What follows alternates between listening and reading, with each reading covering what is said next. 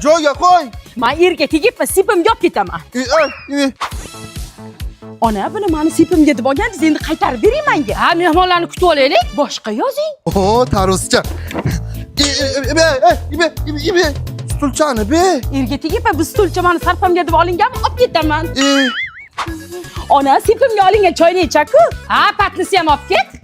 Voy o'li. Qo'shni, ketmanlar, olib keldimmi? Amaki bering meni sepimga. Nima olib ketdim? Men berdim, hisob meni nima qilmanglar.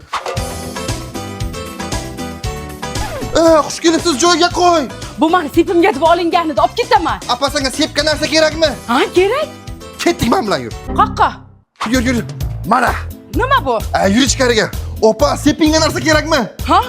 Mana ol.